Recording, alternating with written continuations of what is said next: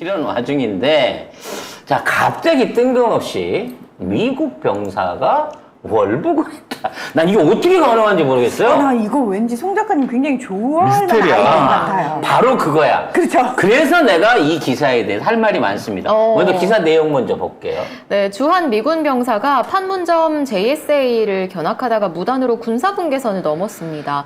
23세 트래비스 킹이라는 이등병인데요. 이 병사는 미국행 비행기를 타기 위해서 공항까지 호송이 됐는데 비행기를 타지 않고 갑자기 JSA 견학에 참여를 했고요. 그리고 판문점 내의 한 건물을 견학할 때 크게 웃다가 갑자기 월북한 걸로 알려졌습니다. 뭔 얘기야? 웃다가 월북하는 이게 게. 너무 이상해. 너무 이상해. 이상해요. 기사도 읽어도 이게 가능한 거야? 나는 의구심투성이야. 네, 작가님의 분석이 필요해요.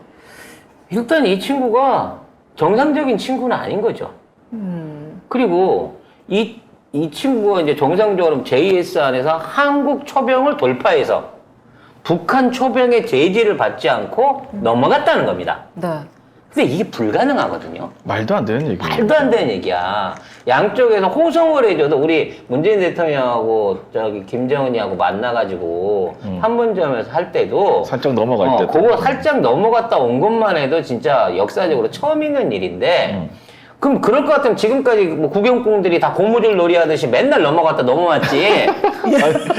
아니 그리고 웃긴 게 뭐냐면 이 사람이 한국에서 미국으로 이제 송환되는 과정에서 호송되는 중이었어요. 도망을 갔어요. 뭘 잘못해서 호송을 됐는지 잘 모르겠고 일단 현지인, 그러니까 한국인하고 싸움이 붙어가지고 이제 격리가 돼 있다가 그 텍사스로 갈 텍사스로 예정이었는데 호송되는 과정에서 탈출했다는 거죠. 공항에서 비행기를 안 탔어요. 그래서 그 상태에서 JSA를 갑니다. 그런데 JSA 견학에 참여를 했거든요. 웃긴 거야. 범죄자로 소송을 가는데 딱 가기 전에 마지막으로 견학 한 번만 같이 갑시다. 근데 그런데 데리고 갔어. JSA 견학은 신청을 미리 해야 돼요. 당일날 못 갑니다. 네. 그럼 명단에 미리 올려놨었다는 얘기인가요? 네. 그러니까 그것도 설명이 안 돼요. 그 전까지 구금돼 있었다니까요. 호송이 되는 상황에서 그거를 신청을 한다고? 전 진짜 제가 홈랜드 시즌 5까지 다 봤거든요. 일단 뒤에 시즌이 좀 남아있는데 그걸 보면 자꾸 그쪽하고 연결이 돼요. CIA가 하는 짓이랑 뭔가 그냥 별난 생각이 들더라고요. 그래서 이게 너무 이상하고 그래서 아무튼 어디 루트를 거쳐서 어느 쪽으로 넘어갔는지를 모르는 겁니다. 그렇죠. 그러니까 우리 그 이병헌 나왔던 JSA나 우리 그 문 대통령 김정은 만났던 거기를 통해서 넘어갔다면 총 맞았을 거예요, 무조건. 그렇죠. 양쪽 어디서든 총 맞았을 거고요. 그렇죠. 양쪽에서 다 총 맞아요. 혹시라도 사랑의 불시착에서 나오는 그 도로 경계선을 넘었다고 하더라도 그 드라마에 보면 그 송환해주잖아. 혹시라도 그게 있었다고 하더라도 개인의 자진적인 월북이라고 하는 건 불가능해요. 그건 날아서 가는 거잖아. 그렇지, 거의 뭐 그거는 불시착한 거죠. 거의 그 다리를 통과해서 가는 거냐. 그러니까 나머지 같은 경우에는 어떻게 해야 되냐면 식당이나 이런 그 건물 이걸 통해 가지고 경계선을 뛰어넘어 가지고 만찬장 있어요. 만찬장으로 해갖고 반대쪽 정문으로 가서 후문으로 빠져나가야 된다는 건데 아무튼 상식적으로 동선이 설명이 안 되는 거야. 말이 안 돼. 그러니까 심지어 그 같이 이제 관광객들 같이 견학을 하던 관광객들이 증언이 그거예요. 이상했다 그냥 하하하하 웃더니 뛰었다. 근데 냅뒀다는 거 아니야. 전부 다. 거기 그러니까- 유엔 군도 있고 한데 다 다 냈다. 보고 있었다는 거지. 네. 얘가 왜 웃지? 왜 넘어가지? 넘어갔네? 이렇게 된다고? 그래서 결국은 기획월북이 아니냐라는 생각밖에 할 수가 없습니다, 이거는. 더군다나 군인이면 아마 군복을 입었을 거 아니에요. 호송되면은 무슨 죄수복 같은 거 입지 않아요? 아니요. 군복을 안 입었대요. 그러니까 민간인 복장을 했다고? 모자 쓰고 검은색 옷을 입었다라고 더 얘기를. 이상한데? 그러니까 목격담이 그렇게 나와요. 만약에 군복을 입고 있었으면 관광객들이 이상하게 봤겠지. 그리고 사실은 그거 이상해 보이잖아요, 누가 봐도. 아니, 그리고 미군에서 데리고 견학을 시켰는데 일반 관광객하고 같이 견학을 한다는 것도 좀 웃기지 않아? 그러니까 어찌 됐거나 어떻게 넘어갔는지를 알 수 없는 거란 말이죠. 그러니까 기사를 읽었는데 이해가 안 되는 거 투성인 거죠. 이게 말이 돼? 그래서 우리나라에도 여기에 대해서 얘기를 할 수 있는 유일한 전문가 네, 태영호 씨께서 네, 이런 말씀을 주셨습니다. 너는 오늘부터 불지옥에 떨어진 것이다. 이게 유일한 우리나라의 공식 성명입니다. 그러면 불지옥이 네. 아닌 건데? 태영호가 말하면 그거 아닌 것 같은데. 아닌가 보다. 지옥의 불시착. 네.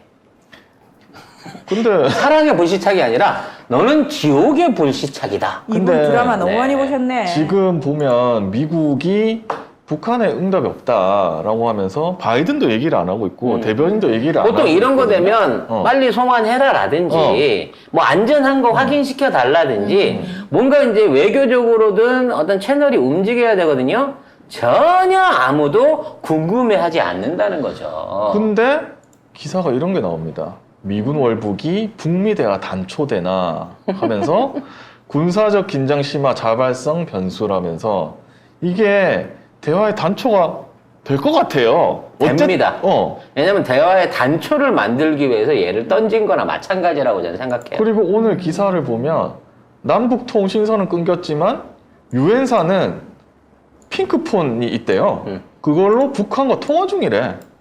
핑크폰이라 그래갖고 무슨 그 뭐 이게 불- 핑크폰이래 이거. 블링블링한 게 아니라 요 그 유선 전화기가 핑크색이라 어. 이걸 핑크폰이라고 부르는데 저거 이게 서로 그냥 들면 통하는 거예요. 그러니까 한라인에서. 결론은 얘가 가서 음.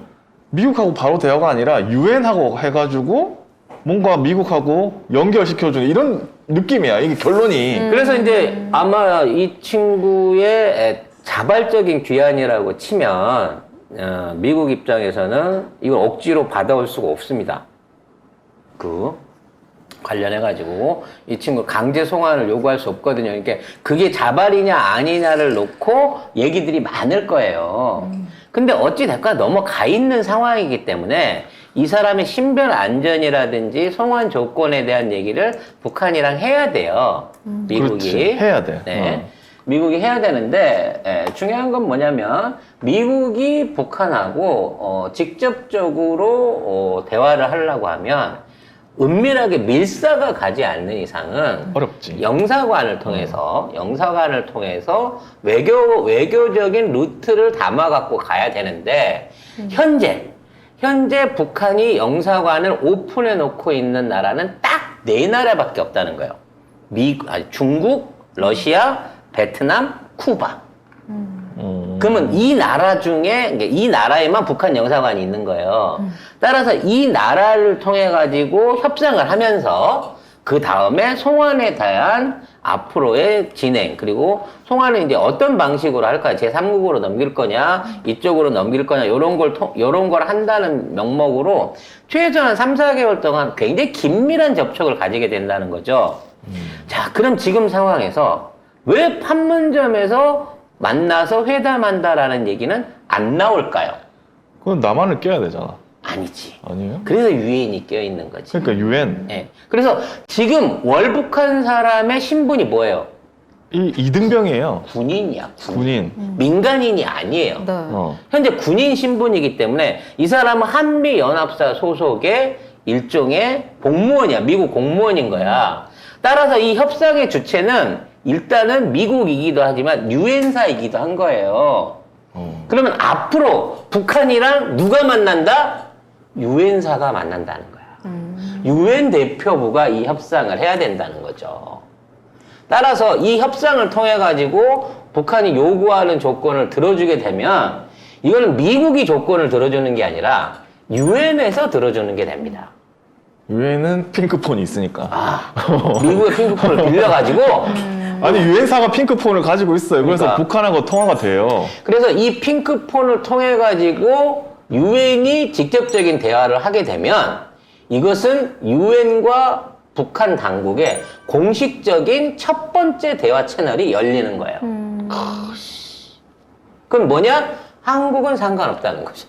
우리는 아무 상관이 없지. 우리는 아무 상관없이 유엔 대표부가 북한을 만나가지고 협상을 하는 거고 미국이나 우리는 그냥 우리 일은 아닌 것 같으니까 협상 결과 나오는 대로 보자라고 하면서 저기에서 어떠한 결론이 나와도 퍼주기가 나오든 무슨 뭐 정전 협상에 관한 내용이 나오든 제재 해제에 대한 내용이 나오든 그건 미국이 협상한 것도 아니고 우리가 협상한 것도 아니잖아.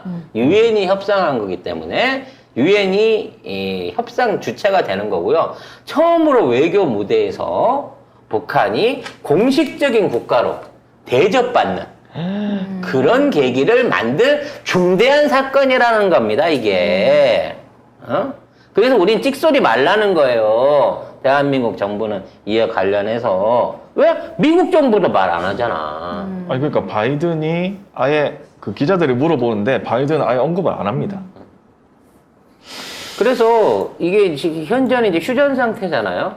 그렇기 때문에 사실 자진 월북을 했다고 치면 투항한 거야. 귀순한 거야, 저쪽으로. 그러니까 일반적인 포로나 뭐 이런 인질이나 강제 억류를 시킨 사람하고는 케이스가 더 달라요. 저 자발적으로 갔으니까. 그러니까 북한 입장에서 얘는 자발적으로 하는데 안 돌려줘. 나는 안 돌려줘도 돼 하면 안 돌려줘도 되거든. 근데 어떻게든 돌려받으려고 하면 북한이 요구하는 조건들을 다 들어줘야 된다는 거야. 일방적으로 협상이 불리해요, 현재 있는 입장에서. 얘를 돌려받으려고. 그냥 포기하고 묻어버리면 돼. 그래, 북한에서 잘 살아. 라고 끝나면 좋지만, 이게 계속 뉴스가 될 겁니다. 아니 이게 북한 그 잘 살아가 안 되는 게 뭐냐면 미국 뉴스에 이미 심상이 다 공개가 됐고 가족들 인터뷰까지 다 나온 상황이에요. 그러면 미국인이 어쨌든 자발이든 타발이든 간에 간 상황이기 때문에 미국 내에 미국 가족들은 계속해서 인터뷰 이 문제가 될 겁니다. 그래서 이제 미국 안에 여론은 늘 그런 거거든요. 어찌 됐거나 적성국의 포로가 되거나 뭐 납북이 되거나 뭐 이런 현상이 생기면 구해오라라고 하는 여론들이 막 높아져요. 라이언 일병과 네. 그래서 그걸 못 구해오면 미국의 수치다 뭐 이렇게 이제 생각하는 부분이 생긴 거거든요.